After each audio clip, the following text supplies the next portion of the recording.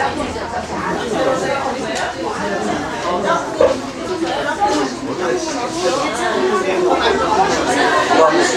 감사를 드립니다. 주신 귀한 하나님의 그 신은혜를 생각해서 감사를 드립니다. 보잘것없고 미숙하지만 주의 귀한 선한 일에 아름답게 받을 수 있도록 저희들을 붙잡아 주심을 생각하지 감사를 드립니다. 늘 아버지여 주의 영광을 위해서만 살아갈 수 있도록 인도하여 주시옵소서. 감사하고 예수님의 이름으로 기도드렸습니다. 방학 얼마 안 남았으니까 열심히 하십시오. 자, 효과적 부르심, 소명을 우리가 살펴보는데 하나님께서 우리를 칭의해 주신다. 그러니까 우리 칭의해 주신다는 것은 뭐냐면 우리 스스로의 힘으로는 의롭다함을 의에 도달할 수가 없으니까 대신 누구를 보내서 예수 그리스도를 보내서 우리로 하여금 의롭다 그 하는 작업이 무엇이냐면 바로 구약에서는 양을 잡아서 제사 드리는 방법이고 신약에서는 예수님이 친히 제물이 돼서 십자가에 죽으심으로 우리의 모든 죄를 다 담당하시고 내 대신 내가 받을 죄값을 예수님이 다 받으시고 그 죄값의 저주를 예수님이 받으시고 죽으심을 통해서 우리는 뭐예요? 의롭다함을 받게 해주신다. 그것이 칭의라는 내용이잖아. 그래서 무조건 칭의다. 자, 그러니까 하나님께서는 하나님의 택한 자를 칭의해 주시는데 그 행위를 보고 야, 이 사람은 쓸만하니까 그리고 또 앞으로 그래도 좀 착하게 살 것 같으니까 의롭다고 해주자 이렇게 해서 하시는 것이 아니라 당신 기쁘신 뜻대로 택해가지고 의롭다 해주시는 거예요. 그 의롭다 칭의해 주신 하나님께서 우리의 영이 거룩함이 이룰 수 있도록 하나님께서 우리를 하나님의 자녀로 만들어 가시는 거예요. 그래서 자녀에게는 징계가 따르죠.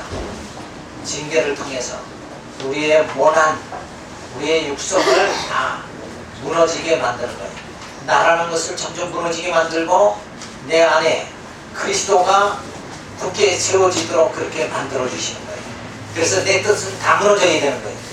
내 뜻은, 내 생각은 다 무너져야 되고 오직 내 안에 주님의 뜻만 굳게 세워지도록 하나님 그렇게 역사해 나가십니다. 그래서 무조건 칭해 주심으로 그렇게 해주시기 위해서 내 대신 그리스도가 순종해 주신다. 그래서 인간의 순종이 아니다는 거잖아요. 그래서 예수님께서 십자가에 죽으심을 통해서 우리의 모든 죄의 빚을 다 전부 탕감해 주신다.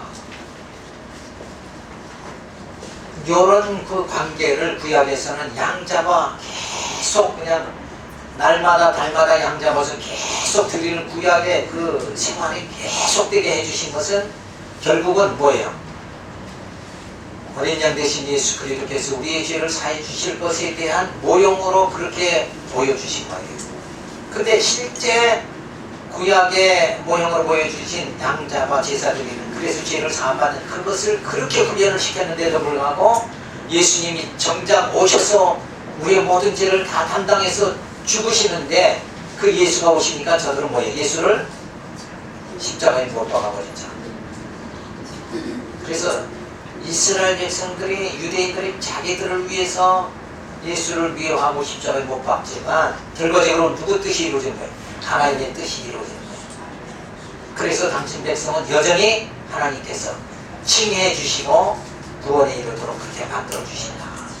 그래서 인간들이 자기는 지혜롭다고 하지만 사실은 뭐예요? 미련한 거죠. 그렇게 이 땅에 우리의 삶이 주어지는 거예요. 자, 그런데 하나님께서 칭해 주시고 내 선물을 주시죠. 그래서 하나님의 영광을 실현하시는 역사가 나타나게 되어집니다. 그러니까 결과적으로는 하나님의 택한 자를 칭의해 주시고 그리고 구원해 주심을 통해서 하나님의 영광을 실현시켜 주시는 거예요. 그래서 구약에 보면 모세가 이스라엘 백성들을 광야에 데리고 가자. 거기서 이스라엘 백성들의 범죄를 합니다. 그때 모세가 기도하는 거예요. 하나님, 저들의 행위를 보면 금송아지 잡아. 에? 그 금송아지가 기가 막힌 거는 그 금송아지가 우리를 저 애굽에서 출애굽시켜줬다. 그렇게 그러면서 금송아지 앞에서 금송아지를 찬양하는 그 고약하고 못된 백성들, 그런 백성들을 또 광야에서 범죄하니까 모세가 기도하기를 저들의 행위로 봐선 천번 만번 돌에 맞아 죽습니다. 그래야 마땅합니다. 그런데 모세는 저들 백성을 용서해달라고 구하죠. 그러면서 그 용서해달라고 구하는 그 모세의 명분이 뭐냐 하면 기도의 내용이 여호와의 이름을 위해서 저들을 용서해 주십시오. 저들의 행위로는 용서 못 받아요. 그죠? 금송아지를 세우시니까 모세가 시내산에 올라가서 이 금송아지를 만드는 백성들을 하나님께서 어떻게 용서하시냐 이거예요. 도저히 용서할 수가 없는 거예요. 우상을 섬기는 자들을 어떻게 용서하냐. 그러나 모세의 기도는 여호와의 이름을 위해서 저들을 용서해 주십시오. 만약에 하나님께서 저 이스라엘 백성들이 광야에서 다 금송아지 만들었다고 다 죽여버린다 그러면 애당초 하나님께서 저들을 애굽에서 출애굽시키기 위해서 약속의 땅을 적과 꿀이 흐르는 약속의 땅을 주시겠다는 게 하나님의 약속이죠. 그런데 이 광야에서 저들을 죽인다 그러면 저 이방 모든 나라의 백성들이 야, 이스라엘 신 여호와가 힘이 모자라서 광야에서 그냥 이스라엘 백성을 다 죽여버렸나 보다. 그 여호와의 약속은 무산돼 버리고 만다. 이렇게 하면 여호와의 이름이 어떻게 해요? 그걸 훼손당하는 거 아니냐. 그래서 당신 이름을 위해서 그 여호와의 이름이 뭐라고 해요? 여호와라는 얘기죠. 약속대로 이루시는 하나님, 그 여호와란 말이에요. 그러니까 애당초 출애굽을 시켜가지고 어디까지 가게 해주겠다는 것이 하나님의 약속이에요. 가나안 땅까지 들어가게 하는 게 하나님의 약속이란 말이에요. 그 도중에 지금 뭐가 발생한 거예요? 이스라엘 백성들의 마음이 완악해서 금송아지를 만드는 사건이 주어진 거지. 여전히 하나님의 약속은 어디까지 가야 돼요? 이스라엘 백성들이 가나안 땅에 들어가야 여호와 이름은 그대로 영광을 받으시게 되는 거예요. 그렇죠? 그러니까 저들이 저렇게 하나님 앞에 죄를 범했더라도 저들을 보지 마시고 여호와 이름, 당신의 그 약속 그 그대로 성취되므로 하나님, 당신의 이름이 영광 받으셔야 되지 않겠습니까? 그러면서 모세가 기도하니까 하나님께서 그 이스라엘 백성들을 용서해 주는 사건이 주어졌어요. 그러니까 하나님께서 우리를 구원하시는 것은 우리의 행위로라면 구원받지 못하는 거예요. 누구의 이름으로? 예수의 이름으로. 예수의 이름을 부르는 자는 구원을 얻으리라. 그 약속이 우리에게 이루어지는 거예요. 그래서 늘 우리는 나 같은 죄인, 그죠? 죄인의 괴수 같은 나를 하나님께서 그 영광의 그 나라로 들어가게 만드시는 것이 내 죄주나 내 능력을 보시고 그렇게 인도하시는 것이 아니라 주님의 이름으로 들어가게 만드시는 거예요. 자, 그러면서 주님께서 우리로 하여금 뭐예요?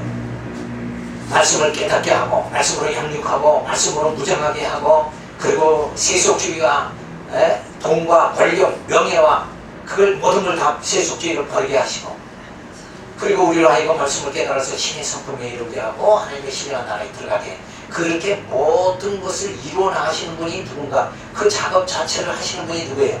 여호와 하나님이시다. 내가 잘나서 천국 들어가는 게 아니에요.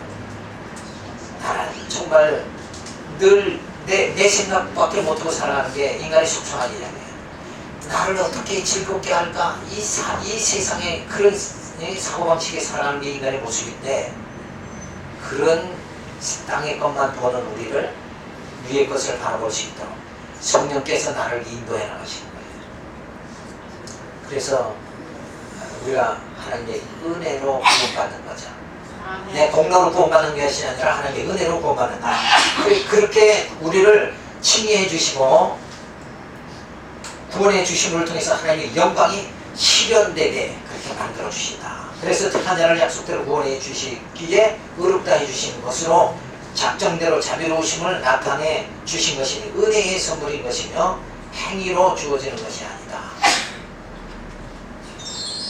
제 12장에 들어서 양자에 관하여 자 1절에 하나님께서 칭의 얻은 모든 사람들을 그의 유일무이한 아들 예수 그리스도 안에서 그리고 이 예수 그리스도를 위하여 양자의 은혜에 참여할 수 있는 특혜를 베풀어 주신다. 또한 이 칭의 얻은 사람들은 양자가 되므로 하나님의 자녀의 수에 들어가게 되고 하나님의 자녀의 자유와 특권을 누린다. 이들은 또 하나님의 이름을 가지게 되고 양자의 성령을 받고 담대하게 은혜의 보좌 앞에 나갈 수 있고 아바 아버지라고 부를 수 있으며 불쌍히 여김과 보호를 받으며 하나님 필요한 것을 우리에게 베풀어 주시고 육신의 아버지께 징계를 받는 것처럼 아버지의 징계를 받는다. 그러나 이들은 결코 버림받지 않고 오히려 구속의 날에 인치심을 받고 영원한 구원의 상속자로서 약속들을 물려받는다.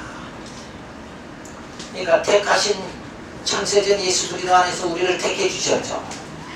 그리고 예수 그리스도를 보내가지고 칭의해 주시고 그리고 우리의 죄는 누가 다 담당해요? 예수님이 다 담당해 주시고 그리고 이제는 말씀으로 우리가 육체로 살아가는 것이 아니라 이제는 말씀으로 살아가게 만들어 주시는 거예요. 그러면서 점점 우리가 신의 성품에 이르게 하고 신령한 나라에 들어가도록 그렇게 모든 것을 이끌어 가시는 분이 누군가 하나님이시다. 그래서 우리가 이 광야 생활하면서 우리는 자꾸 둘째 아들 모양 어그러진 길을 자꾸 가려고 하는 게 인간의 본성 아니냐. 그때마다 하나님께서 뭐예요? 나를 하나님 자녀 만들기 위해서 매를 징계를 하신다. 그러니까 예수 믿으면서 뭔가 좀 일이 안 돼도 그 안 되는 게 뭐예요? 자신을 되게 하는 거예요. 육신적으로 공감을 당하지만 영적으로는 뭐예요? 하나님의 자녀로 성숙하게 우리의 속사람을 어른스럽게 되도록 만드시는 거다.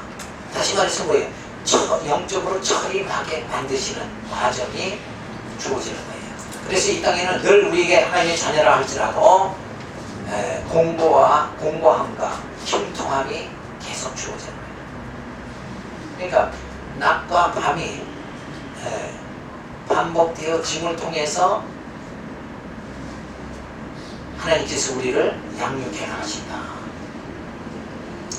그래서 그런 하나님의 그렇게 하시면서도 궁극적으로 나서 뭐예요? 이 상속자로서의 약속들을 받게 되는 거예요. 이게 하늘의 기업을 이을 자가 되어지는 거예요. 이 과정 속에서는 뭐예요? 훈련을 단단히 시키는 거예요. 그러더라도 반드시 약속은 누구에게 주어는가? 우리 택한 자에게 다 주어진다는 거예요. 저 불택자에게 약속이 주어지는 건 아니다. 그래서 우리는 하나님의 약속의 자녀다 하는 것을 우리가 알 수가 있죠. 13장에 들어갈 성화에 관하여 자 칭의해 주시고 하나님의 자녀 양자되게 해주시죠. 그리고는 성화의 생활을 하도록 만들어 주신다. 휴업까지도 구원받고 중생한 사람들 속에는 새 마음과 새 정신이 창조된다. 이들은 그리스도의 십자가 부활로 말미암아 이들 속에 거하는 그의 말씀과 성령에 의하여 계속 인격적이고 진정한 성화를 거듭한다. 몸 전체를 지배하던 죄의 권세는 파괴되고 몸의 욕정들은 점차 약화되고 나아가서 이들은 온갖 구원의 은혜를 얻어 참된 거룩을 실천하도록 자극을 받고 강화되어 간다. 이와 같은 거룩한 삶을 영위하지 않는 한 우리는 하나님을 볼 수 없다. 자, 그래서 이 성화의 생활을 누가 이끄신가? 성령께서 이끌어 가신다. 무엇을 통해서? 말씀을 통해서 이끌어 가신다. 네, 말씀으로 천지를 창조하셨고 말씀으로 우리의 심령을 새롭게 만들어 가신다. 그러니까 말씀을 깨닫는 것만큼 뭐예요? 그리스도의 고상한 지식에 이르게 되는 거예요. 점점 더 어른스러워지게 되어지고 땅의 소망으로 살아가는 것이 아니라 하늘의 소망을 가지고 살아갈 수 있도록 그렇게 만들어 주시는 거예요. 그러니까 완전히 생각의 변화가 주어지도록 하나님 그렇게 만들어 주시는 거예요. 그래서 이 성화는 평생을 통하여 전적으로 이루어진다. 그러나 이 성화는 이 생에 있어서 불완전하다. 그러므로 전인의 구석구석에는 부패의 잔재가 아직 남아있다. 따라서 영과 육체 혹은 육체와 영은 계속해서 싸우고 있는 것이다. 자, 그래서 우리 지상의 교회는 이런 관계를 뭐라고 불러요? 투쟁적 교회다, 이렇게 부르는 거예요. 뭐와 투쟁이요? 죄와의 투쟁이다. 그러니까 우리가 죄에서 완벽하게 벗어나는 거.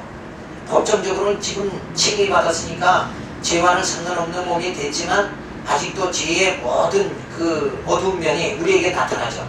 그걸 말끔히 씻어버리는 거. 그것이 성화죠. 그래서 그 역사적으로 보면 이스라엘 백성들이 애굽에서 종살이 하죠. 그 종살이 하던 근성이 광야 들어갔어도 여전히 나타나는 거예요. 그래서 하나님 섬기는 것보다 자기 뜻대로 행하는 그것이 나타나게 되었죠. 그게 죄의 잔재라는 거예요. 그러니까 피조물의 스스로의 영역을 자꾸 만들어가는 거, 그게 죄라는 거죠. 그러니까 우리는 항시 누구의 품 안에 살아야 돼요? 하나님 여호와의 품 안에, 여호와의 주권 안에, 네? 주님의 뜻대로 우리가 살아가야 된다. 그런데 늘 우리는 우리 영역을 만드는 거예요. 그게 뭐냐? 내 뜻대로 살아가려, 내 계획, 네? 내 생각대로 막 살아가는 거, 나만의 영역을 자꾸 만드는 건 그게 죄라는 거예요. 그러니까 우리는 늘 모든 일을 뭐예요? 주님 뜻대로 살아가야 돼요.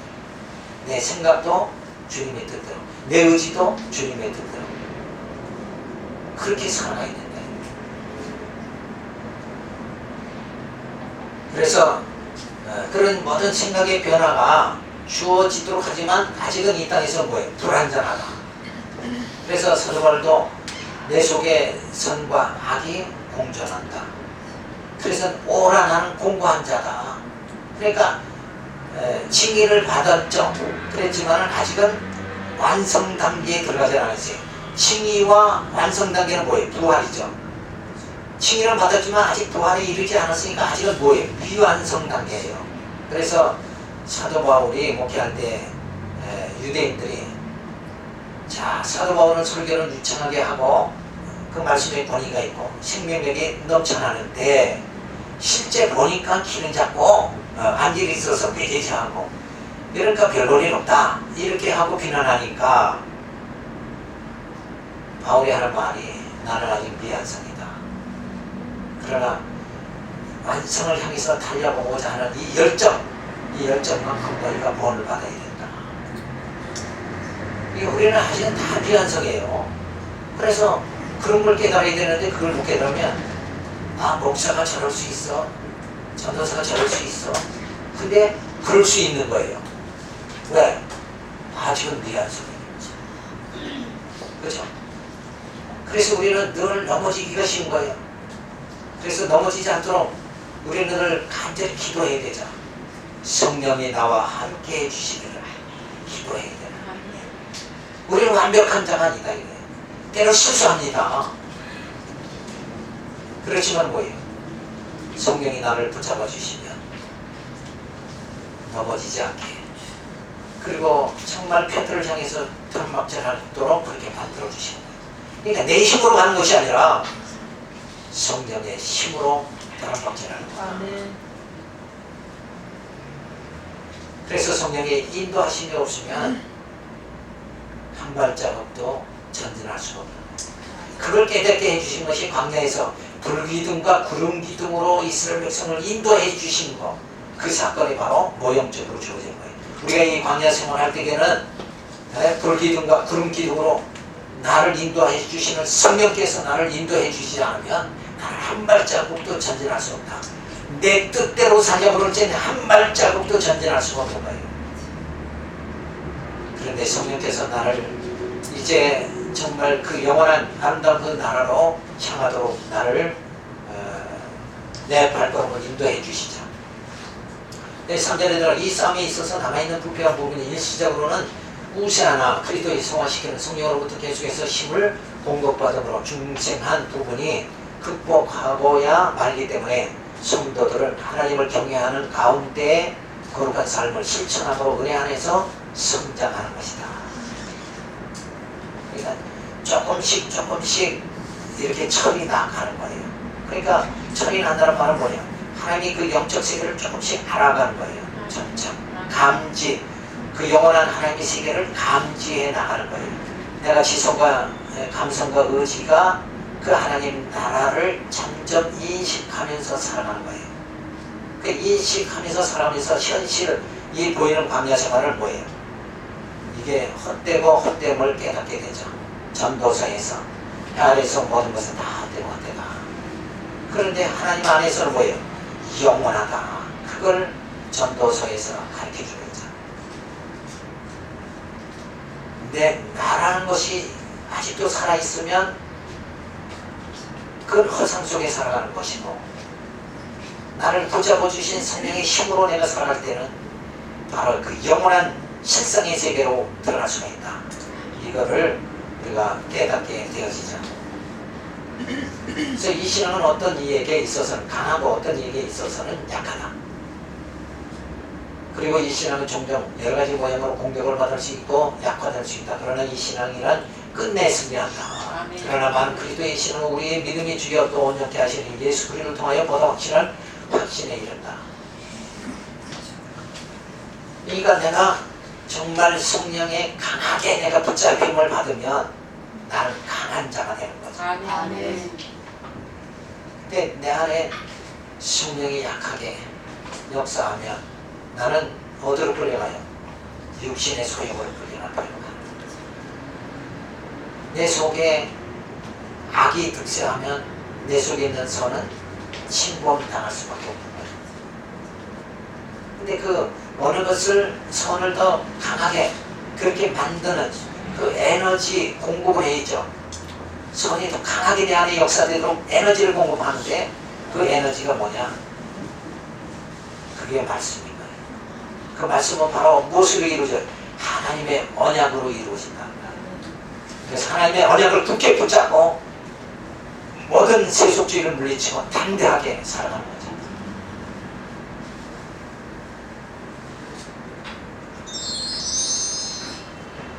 그래서 칭의해 주시고 그 다음에 양자 삼아주시고, 그런데 하나님께서 뭐예요?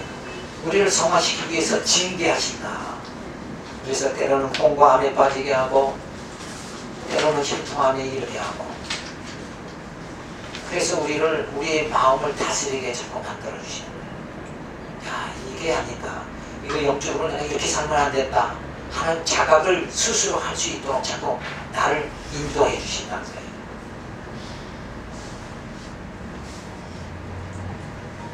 그래서 이 징계를 통해서 점점 거룩하게 성화되게 만들고, 그래서 육신의 소욕과 이 성령의 소욕, 이것이 투쟁이 주어지는 거예요. 그래서 내 속에서 육신의 소욕이 탐욕이 강하면 성령의 소욕은 약화되는 거예요. 그래서 때로는 어떤 목회자들도 목사들도 육신의 소욕, 탐욕이 강하게 되면 자기가 누렸던 모든 것을 내 자녀에게 꼭 세습을 해야 되겠다. 이렇게 하면서 기독교를 오염을 시키게 되는 거죠. 그래서 이 탐욕으로 눈이 가리워져 버리면 그 다음에 그 안에 성령의 소욕은 약화돼 버리고 마는 거예요. 그런데 이 그 탐욕이라는 거, 그것을 소멸시키는 게 말씀 진리입니다. 하나님의 그 사랑, 그 진리가 내 안에 가하면 내 속에 있는 탐욕이 소멸되는 역사가 되는 것이죠. 자, 그래서 육신의 소욕과 성령의 소욕, 이것이 투쟁하는 그런 관계가 주어진다. 그래서 성령의 소욕이 강하면 어때요? 거룩한 삶이 주어지는 거예요. 그런 이런 그 칭의 양자, 그러면서 이런 투쟁의 삶을 통해서 하나님 때로 우리가 죄에 이끌리면 징계를 통해서 깨닫게 만들죠. 그러면서 여전히 하나님의 상속자로서 칭의 받은 자는 반드시 상속자로 하나님이 삼아주신다. 가정 속에서는 넘어지고 코피 흘릴 때가 있지만, 그죠? 때로 욕심에 사로잡혀서 살기도 하죠. 그러나 반드시 하나님께서 어떻게 해요? 깨닫게 해서 상속자 삼아주신다. 아멘. 자, 그러면서 14장에 따라 구원에 이르게 할 믿음에 관해서 말해줍니다. 믿음이란 택함을 받은 자들의 마음속에 역사하시는 그리스도의 성령의 선물이다. 택정함을 받은 자들의 영혼이 구원에 이를 수 있는 것은 이 믿음에 온 것이다. 보통 이 믿음이 생기는 것은 말씀 설교를 듣는 데서이고, 이렇게 생긴 믿음은 말씀과 성례 및 기도에 의하여 강화되고 성장된다. 자, 이 믿음이라는 거, 정말 믿음 있는 사람이다 하는 것은, 이 믿음은 무엇이 기초가 되는가? 믿음의 기초는 하나님의 약속입니다. 약속대로 그대로 이루어질 것을 믿는 것이 바로 믿음인 거예요. 그러니까 다시 말해서 하나님께서 메시아를 보내주겠다 하셨고, 그 예수님께서 이 땅에 오셔서 보혜사 성령을 보내주겠다 해서 보혜사 성령이 오셨고, 땅 끝까지 복음이 전파되리라 하신 그 주님의 약속이 그대로 이루어지죠. 그리고 하나님의 신령한 나라가 이루어진다. 그러니까 그 보이는 나라가 아니라 보이지 않는 영원한 나라에 대한 그 약속, 그 약속을 믿는 것이 바로 믿음이다. 그런데 믿음이라는 게 기독교에서 많이 곡해되고 와전된 경우가 많아요. 믿음이라는 것은 영적인 것을 말해 주는 거예요. 근데 육신적으로 내가 무엇을 구하고 그것이 이루어지는 거, 이쪽으로만 생각하면 안 된다. 그 땅에서의 내 영광을 취하려고 하는 것밖에 아니지 않느냐. 그게 믿음 자체는 바라는 것들이 실상이여 보이지 않는 것의 증거다고 했어요. 그 하나님의 약속이 아직 이루어지지 않았지만 반드시 이루어지는 거예요. 칭의하신 하나님께서 나를 부활의 몸을 신령한 몸, 그리고 상속자가 되도록 그렇게 반드시 이루어지신다. 그걸 믿는 거예요. 그래서 나는 영원한 하나님 나라에 들어가서 정말 그 하나님과 동행하는 삶을 영생 복락의 귀한 복을 받고 살아간다. 그래서 우리의 믿음은 땅에 있는 것이 아니라 위에 있는 것이다. 이렇게 시야가 바뀌게 됩니다. 여전히 이 땅의 것으로 자꾸 믿음을 생각하면 안 되는 거죠. 그래서 그 영광의 나라, 그 영광의 나라가 이루어지도록 하기 위해서 이루어진 거기에 우리의 온 심혈을 기울여야 돼요. 그래서 사도 바울은 그 그리스도의 영광의 나라가 이루어지는 그때를 바라보면서 그는 믿음의 생활을 했어요. 그래서 모든 고난을 자초하는 생활을 한 거예요. 고난을 자초할 수 있다는 건 무엇을 바라봤기 때문에? 그 하나님의 신령한 나라를 바라봤기 때문에. 그런 관계가 바로 믿음 있는 자의 자세다. 근데 우리는 이 땅에서 그리스도를 주를 위해서 고난받는 것보다 우리는 많은 복을 받고 이 땅에서 정말 큰 자 되기를 원하잖아요. 섬김을 받는 자 되기를 원하잖아요. 그런데 우리는 섬기는 자가 되죠. 예수님도 내가 섬김 받으려고 온 게 아니라 섬기려고 왔다고 그랬잖아요. 그러니까 이런 자세가 완전히 바뀌어야 되는 거예요. 그래서 마음이 가난하게 되어져야 하나님의 신령한 복으로 다 채워지는 겁니다. 자, 기독교는 이러한 믿음에 의하여 말씀하는 계시된 것은 무엇이나 참된 진리로 믿는다. 하나님 자신의 권위가 이 신자 안에서 말씀하고 계시기 때문이다. 이 기독교는 말씀의 각 구절이 품고 있는 뜻에 따라 행하는 바, 때로는 명령들에 순종하고 위협에 떨고 이 세상에서 장차올 나라를 위한 하나님의 약속들을 받아들인다. 그러나 우리를 구원에 이르게 하는 믿음의 주된 행동은 그리스도만을 받아들이고 이 그리스도만을 의존하여 은혜의 계약으로 말미암는 칭의와 성화를 얻고 영생에 이르는 것이다. 자, 그래서 이 하나님의 약속대로 우리를 의롭다 해주시죠. 칭의해 주시고, 그리고 거룩함에 이르게 해주시고, 그리고 끝내는 영생에 이르게 해주시는 이런 하나님의 그 약속들이, 성경에 나타난 하나님의 약속들이 반드시 이루어지게 해주십니다. 이것이 택한 자에게 주신 하나님의 선물이다. 이렇게 생각할 때 내가 무엇을 해서 내가 무엇을 하여 영생을 얻으리까? 라는 문장에서 예수님께 그렇게 질문하죠. 그것을 잘못된 게 뭐예요? 그러니까 예수님이 그 계명을 지켰느냐? 이런 식으로 쭉 이어지는 대목 아시죠? 거기서 잘못된 게 뭐냐면 내가 무엇을 하여야 영생, 하나님 천국의 나라에 들어갈 수 있습니까? 그 자체가 잘못된 거예요. 내가 들어갈 수 있는 것이 아니라 내 능력으로 들어갈 수 있는 내 공력으로 들어갈 수 있는 것이 아니라 하나님의 나라는 뭐예요? 믿음으로 들어가는 거죠. 예수는 믿음으로 들어가는 거예요. 그 예수는 뭐예요? 하나님의 사랑으로 이 땅에 오셨잖아요. 그 하나님의 사랑으로 우리가 구원에 이르는 거다. 내 행위로가 아니다. 이렇게 생각할 적에 하나님께서는 늘 은혜로 우리를 인도해 주시는 분이지 인간의 얄팍한 행동에 따라서 라고 하면 어때요? 어떤 행위에 따라서 하나님은 날씨가 개했다가 흐렸다 이래야 되잖아요.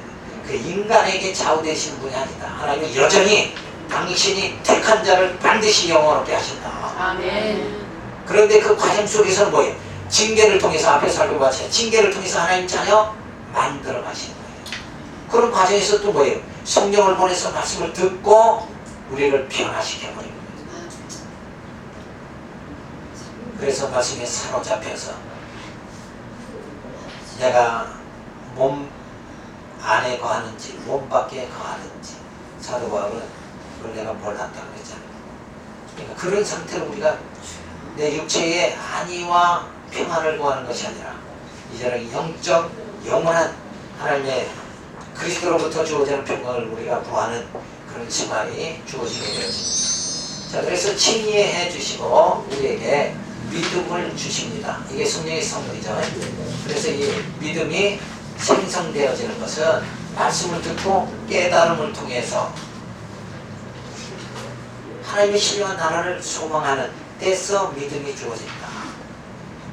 그래서 믿음은 바라봄이다 그랬잖아요. 근데 우리는 저 높은 곳을 바라보는 것이 아니라 땅의 것만 바라본다요. 왜 이렇게 하나님 예수 20년 믿었는데 안 됩니까? 이러고 막 투정하죠.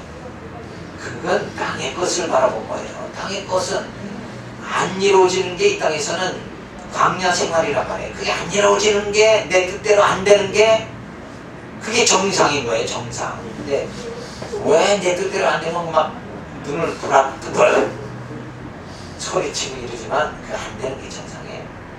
근데 하나님의 약속들은 뭐예요? 반드시 이루어주신다. 아멘.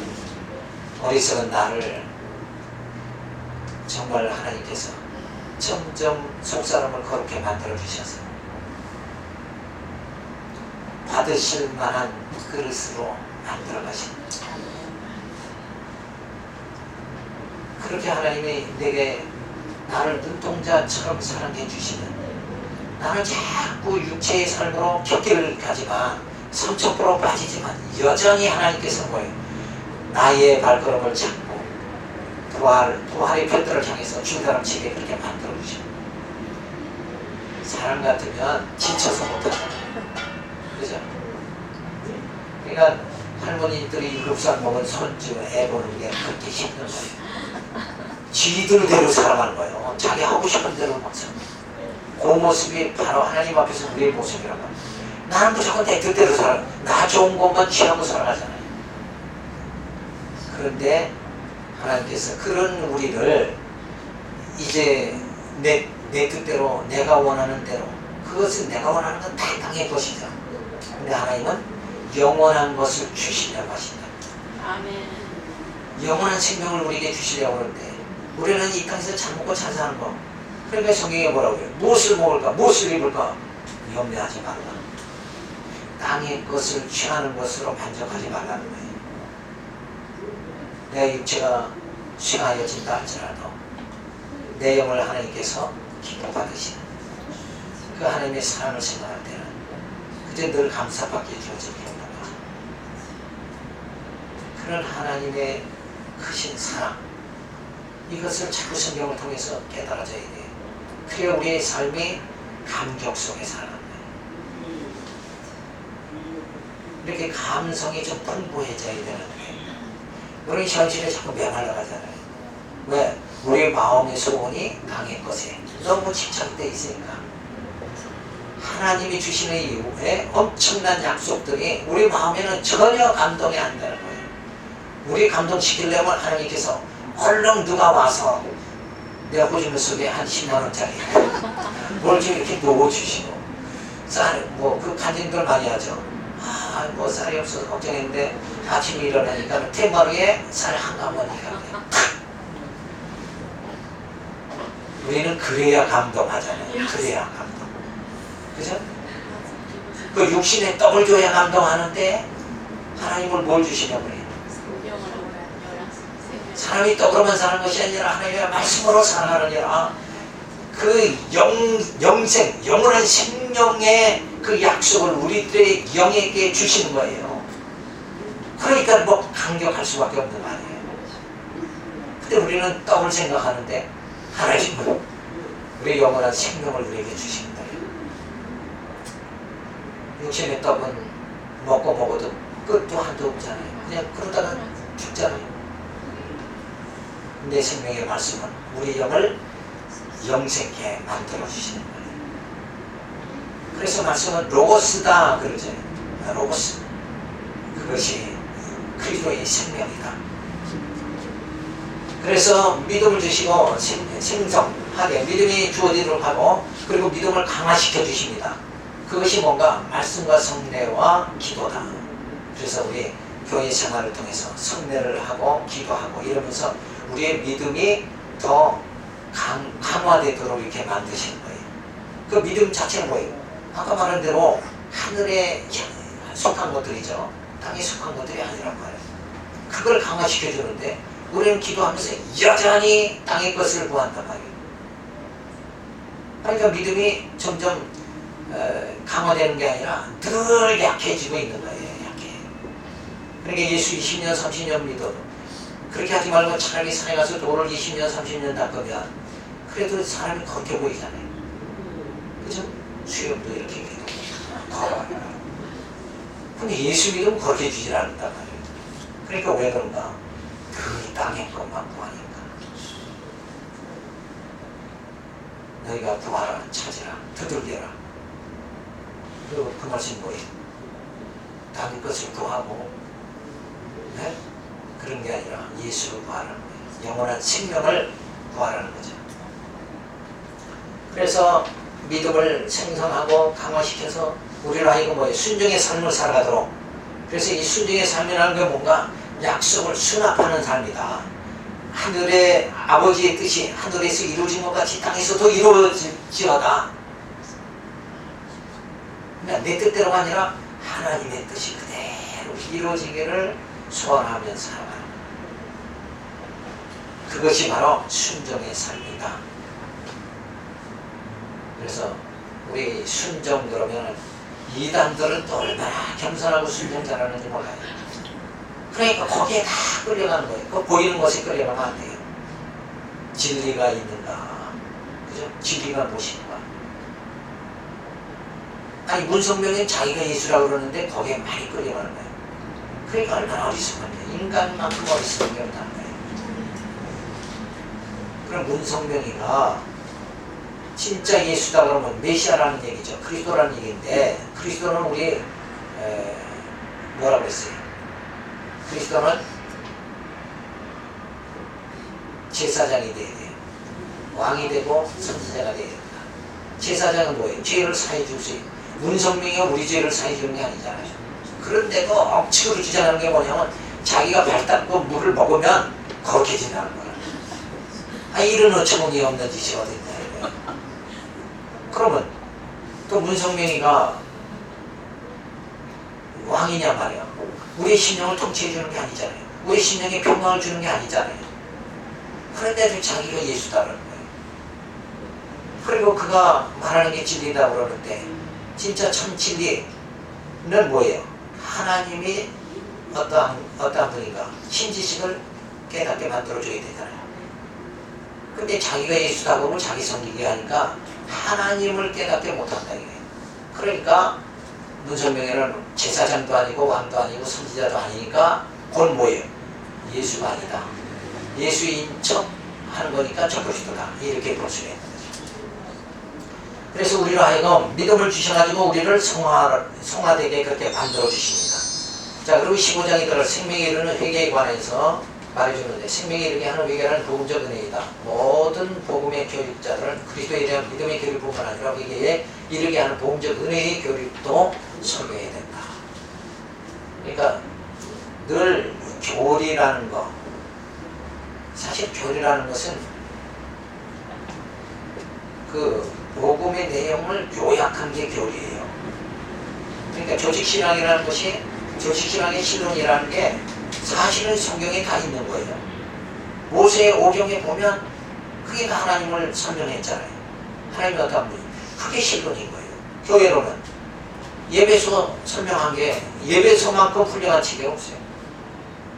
교회로는 더 이상의 교회론을 어디 가서 자꾸 만들려고 그러지만 더 만들 필요가 없어요. 예배에서만 터득을 하면 교회론은 완전히 정립되는 거예요. 그 교회가 뭐예요? 하나님이 거하신 신령한 처소, 그게 교회입니다. 우리 심령 속에 성령께서 우리의 본능대로 사는 우리 모습을 다 정욕을 십자가에 못 박게 하고 우리 심령 속에 하나님이 거하신 신령한 거룩한 처소가 되게 만들어지는 거예요.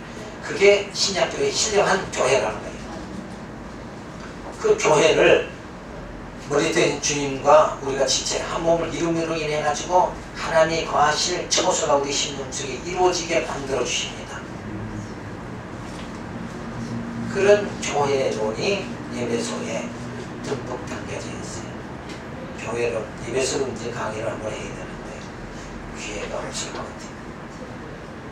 자, 2절에 들어가서 이 회개에 관하여 한 죄인은 자신의 죄가 얼마나 위험하고 더럽고 추잡한 건가를 의식하고 인식할 뿐만 아니라 하나님의 거룩과 번성과 의로운 법에 유리되는 것을 의식하고 인식한 후 회개하는 사람들에게 베풀어 주신 그리스도 안에 있는 자비를 바고 자신의 죄에 슬퍼하고 증오한 나머지 이 죄들로부터 하나님께로 전향하고 하나님의 계명에 요구하는 모든 요구를 따라 하나님과 동행하는 것을 목적하고 노력하게 되는 것이다. 그래서 우리의 모든 그 죄의 성향이 이제는 뭐예요? 바뀌어버린다. 하나님의 뜻대로 살고자 하는 의의 성향으로 바뀌어버리는 이런 관계로 되어진다. 제3절에 들어가서 회개는 우리가 지은 죄에 대한 하나님의 형벌을 만족시키는 것도 아니요 용서의 원인도 아니고 죄에 대한 용서는 그리스도 안에서 주어지는 하나님의 무조건적 은혜의 행동이다. 그러나 이 회개는 모든 죄인들에게 꼭 있어야 한다. 아무도 이 회개 없이는 죄의 용서를 기대할 수가 없다. 그 다음에 4절 들어가서 아무리 작은 죄라도 그것은 저주를 받기에 합당하다. 그리고 아무리 큰 죄라도 그것은 회개하는 자를 저주할 수가 없다.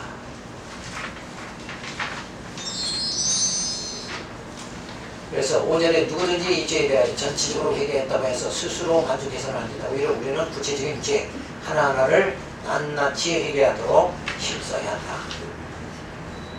자, 이런 문장은 조금은 문제가 있는 거예요. 내가 회개하려고 애써야 된다. 힘써야 된다. 근데 내 스스로가 지금 죄에 대한 인식이라든지 의에 대한 인식이라든지 하나님의 섭리에 대한 인식이 바로 아직 철이 안 난 미숙한 상태다 그러면 우리 스스로 온전한 회개에 이를 수가 없는 거죠. 그래서 누가? 성령께서 우리를 도와주시는 거예요. 미숙한 나를 성령께서 도와주셔서 죄를 바로 인식하게 만들고 하나님의 의를 인식하게 만들고 하나님이 주신 그 믿음을 인식하게 만들어가지고 우리로 하여금 자복하고 회개하도록 그렇게 만들어가지고 그러면서 뭐예요? 우리의 심령을 거룩하게 정말 하나님의 그 기업의 영광을 누릴 그릇이 되도록 자꾸 만들어가시는 거예요. 그래서 회개라는 것은 이 성화되게 하는 기초가 되는 거예요. 돌이킴이 없이는 다른 진리 안에 거할 수가 없는 거죠. 그래서 많이 깨닫고 회개하는, 그래서 돌이키는 이런 우리 심령이 되어져야 됩니다. 그래서 회개라는 것은 죄를 인식하는 데서 시작되죠. 그래서 공의를 위반한다. 그래서 이 죄라는 것은 하나님의 공의에 의해서 처벌받는 것이다. 그런데 이 죄를 누가 예수님이 대신 짊어짐으로 인해서 하나님의 공의는 죄인은 죽고 의인은 사는 거죠. 그런데 그 하나님의 공의가 우리에게는 뭐예요? 적용되지 않게 해주신다. 죄인이지만 그 죄를 누가? 예수님이 다 담당해 주심으로 우리는 하나님의 공의에서 벗어나게 됩니다. 그리고 여전히 하나님 우리를 의롭다 해주시고 구원해 주신다. 그래서 하나님의 공의는 손상되지 않는다.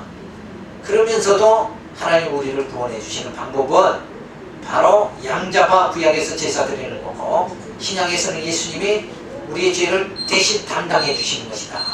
그래서 하나님의 정말 사랑이요 예수 그리스도의 은혜로 우리가 구원받게 되어지는 거죠. 그래서 은혜를 죄를 인식함을 통해서 은혜를 인식하는 거예요. 나는 1000번 만번 돌에 맞아 죽어 마땅한데 하나님께서 예수 그리스도를 통해서 나를 의롭다게 해주심으로 인해서 그 하나님의 사랑을 깨닫게 되죠. 그래서 은혜를 인식하게 그렇게 만들어주시고 그러면서 그리스도의 자비하심을 깨닫게 되죠. 그래서 하나님께 우리가 전향하게 된다. 전에는 죄의 길로 가다가 이제는 의의 길로, 전에는 어둠의 길로 가다가 이제는 뭐예요? 빛 가운데 거하게 돼서 우리는 이제 빛의 자녀가 되게 그렇게 해주셨다. 자, 선행에 관해서 말해요. 선행이란 하나님께서 이 거룩한 말씀 안에서 명령하신 명령을 따라 행하는 행동이다.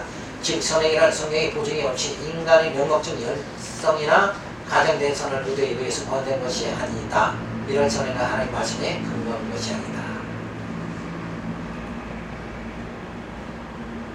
자, 선행이라는 것, 성경에서의 선이라는 것도 내가 육성으로 어떤 선을 행한다. 그게 아니라 성령에 사로잡힌 바 돼서 행하는 것. 그걸 이제 야고보서에서는 믿음이 있다 그러면 믿음에 따라서 행동이 나타나죠. 그래서 그걸 믿음의 행위다 이렇게 말하는 거예요. 그러니까 본래 우리가 믿음이 없다면 육체의 욕심대로 행할 수밖에 없잖아요. 그거는 선행, 육체의 욕심 따라 행할지는 선행에 이를 수가 없는 거예요. 그런데 이제 우리가 육체의 욕심 따라 움직이는 것이 아니라 성령께서 우리에게 믿음을 줘가지고 믿음의 행위가 나타나도록 하니까 우리가 선행을 하게 된다. 근데 선행이라는 게 어떤 행동 이렇게만 생각하면 안 되죠. 선행이라는 것은 하나님의 선하신 뜻이 이루어지는 것, 이거를 우리가 간구하는 것, 그런 그 마음 자세, 그런 걸 선행이라고 볼 수 있어요. 그래서 이전에 하나님의 명령을 순종함으로 성취되는 이 선행들은 절대로 살아있는 신앙의 열매들의 그 증거들이다. 신자들은 이러한 선행을 통해 하나님에 대한 감사를 나타내고 확신을 강화시키고 믿음의 형제 자매로 격려하고 반대자들의 입을 막고 하나님을 영원하게 한다. 이처럼 선행을 행하는 신자들은 하나님이 지으신 바요 그리스도 예수 안에서 이 선행의 목적을 위하여 신조되었다. 이들은 거룩한 삶을 신앙의 열매로 가지기 때문에 결국 영생에 이르게 되어진다. 그러니까 결국 이렇게 말하는 게 조금 인간이 주체가 되는 의미에서 이렇게 말을 하는 면이 지금 이 내용에 나타나지만 실제적으로 뭐예요? 성령께서 나를 이끌어 주심으로 인해서 내가 하나님의 뜻대로 살아가게 만드시는 거예요. 그게 선행을 하는 거예요. 그래서 하나님 뜻대로 살아가게 하시고 그리고는 뭐예요? 하나님께서 상급도 주시는 거예요. 그러니까 은혜가 되어지는 거다. 3절에 들어서 신자들이 지닌 선행의 능력이 이들 속으로부터 생긴 것이 아니라 그리스도의 성령으로부터 나온 것이다. 여기서 이제 정립이 좀 되죠. 내 속에 나타나는 이 선행 자체, 내가 주님 뜻대로 살아가는 게 선행이죠. 그 자체가 누구에 의해서? 성령에 의해서 나타나는 거다. 신자들이 선행을 행할 수 있기 위하여 이미 받은 은혜 위에 이들 안에서 위에 기쁘신 뜻을 따라 선행을 유지하게 하시고 실천하게 하시는 성령의 실제적 역사가 요청된다. 신자들은 자신들 안에서 이미 주어진 은혜를 동기시키는 일에 계속 부지런해야 됩니다. 동기라는 말은 뭐예요? 분발한다는 그런 뜻이에요.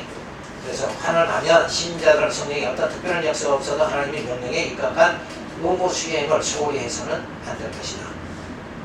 자, 그러니까 결국 이게 약간은 인간이 열심을 해야 된다 이런 면이 지금 나타나긴 해도 또 이 안에 내용은 뭐예요? 그렇게 동기하도록 누가 만든다? 성령이 만든다. 그러니까 인간이 애쓴다 이런 면으로 이걸 전체적으로 해석하는 게 아니라 성령이 나를 사로잡아 가지고 주님 뜻대로 살아가게 만드시고 그리고 참 잘했어요 그러면서 상급도 주신다. 그러니까 모든 것이 뭐예요? 하나님의 은혜로 되어집니다. 칭의 그리고 성화 이 모든 것이 그리고 하늘의 기업을 얻는 것까지 누가?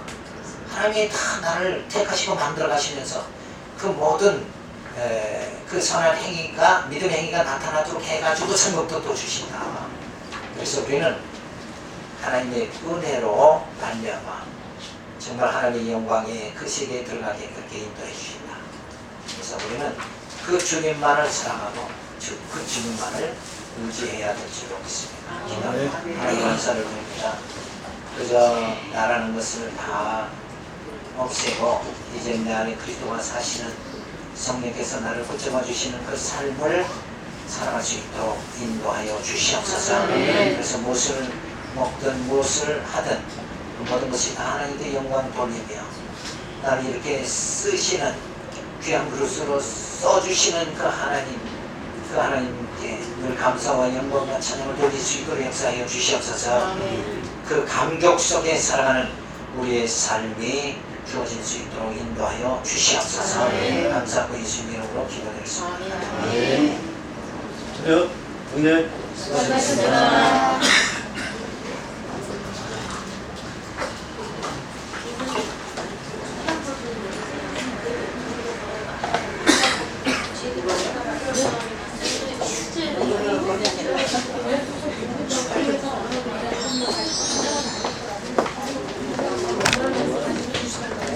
이거 먼저 끄고요.